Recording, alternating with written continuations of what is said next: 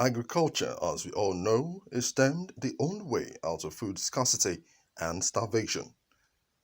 Though, with the growing population, one would assume that agricultural practices would be on the rise, but as it seems, it's almost like it has been abandoned. Despite the evolution of technology globally, Nigeria is still said to be lagging behind in the digital world as regards agriculture.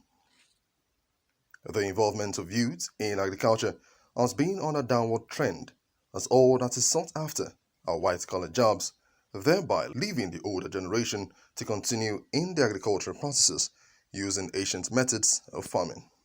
Addressing the setback, experts came together to propose solutions to the growing situation leading to food insecurity.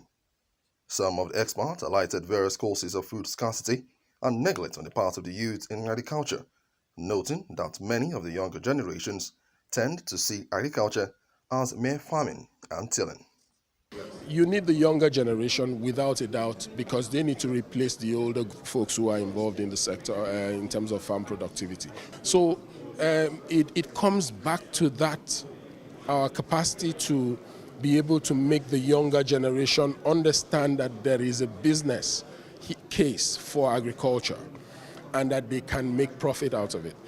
In this century, we must treat it both as agric and as the business for food sustainability and food security. If you don't do it that way, we're going to keep nodding ourselves on the wall, repeating the same thing over and over and over again. And that is why we need to get more youth to do agriculture in a different pattern. Look at the current, well, I wouldn't just call them farmers, but the stakeholders really involved in farming.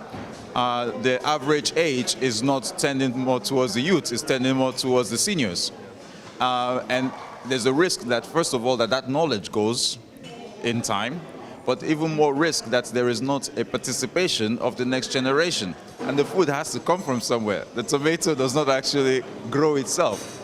So that continuation and that passing on of the knowledge, the practices, and the passion, but also just the sheer number of people that need to continue to enter this sector means that we have to basically take youth participation and youth involvement in agriculture very, very seriously. On the part of the government in bringing to light the practice of agriculture, they noted that bringing in both the private and public sector, as well as creating opportunities for the inclusion of youth into the agricultural space, can bring about a positive boost in the nation's food production, thereby leading to a growth in revenue generation. Government definitely will just provide us an environment, which is what we need at this point. Look at what is happening currently. It's not helping entrepreneurs grow, but if we can have a well-structured environment where business can thrive, it's going to be easier to drive agriculture and also help us to policies that are created will move smoothly.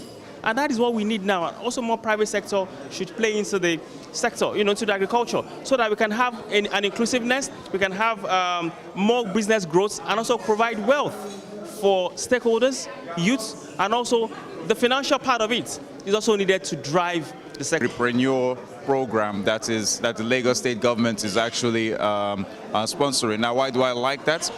I think it attracts youth, not because you are incentivizing them with payments, but you're incentivizing them, one, to build businesses, to really build businesses that can thrive for the future, but you're also tapping into their ingenuity, because we have a lot of creative youths in Nigeria.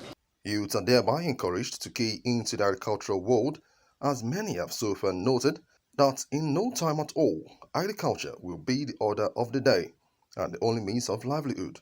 But most importantly, poverty and unemployment will be a thing of the past. From Lagos, Emmanuel Olubobukun, KAFTAN Television.